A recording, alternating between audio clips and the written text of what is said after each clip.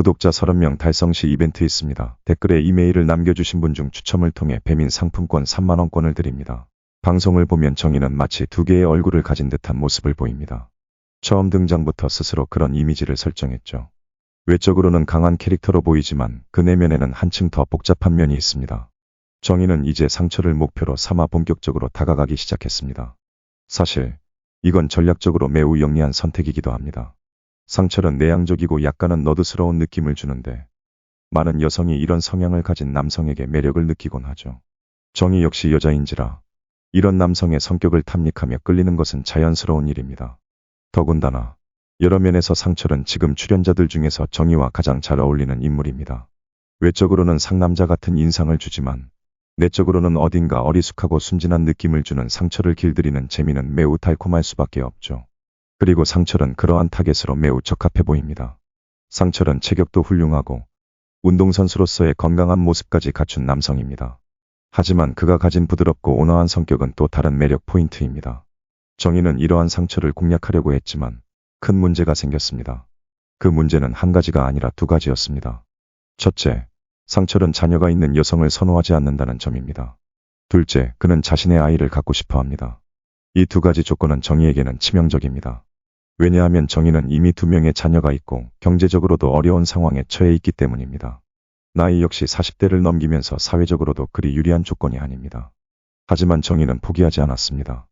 상철 같은 남자를 만날 기회가 이제는 거의 없을 것이라는 사실을 인지하고 있기 때문입니다. 정희는 자신만의 방식으로 문제를 해결하려 합니다. 상철에게 답안지를 내밀었죠. 그 내용은 이렇습니다. 내 자녀들은 이미 다 컸으니 너만 바라보면 돼. 나도 내 아이를 낳아줄 수 있어. 그러나 이건 사실상 공허한 약속입니다. 상철을 유혹하기 위한 말이지만 실질적으로는 지킬 수 없는 약속임을 정희도 알고 있을 것입니다. 그래서 정희는 또 다른 전략을 마련합니다. 만약 상철이 난임이라면 어떻게 할 거냐는 식으로 빠져나갈 구멍을 미리 만들어둔 것이죠. 정희는 상철을 설득하기 위해 마치 자신이 자유로운 상태인 것처럼 행동합니다.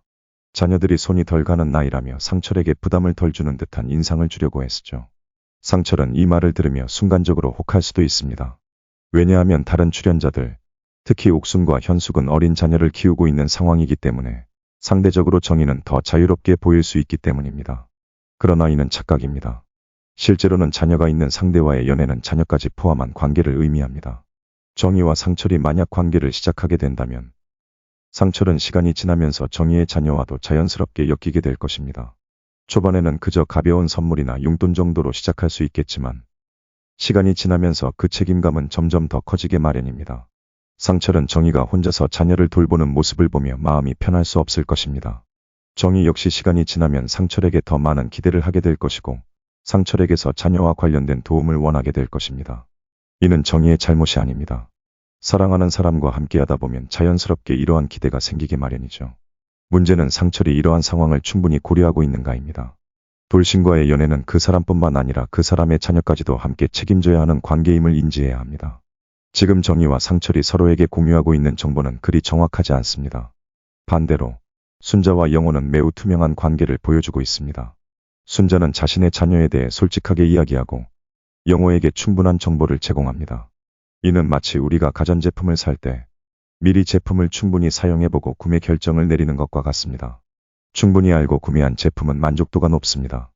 반면 겉만 번지르르 하고 실질적인 내용은 빈약한 경우 실망감만 커지죠. 순자와 영호는 그러한 투명한 방식으로 서로에게 접근하고 있습니다. 이러한 모습은 결코 쉬운 일이 아니죠. 보통은 정희나 현숙처럼 겉만 번지르르한 말을 하며 상대방을 유혹하려고 하는 경우가 많습니다. 그러나 이는 결국 공허한 약속일 뿐입니다.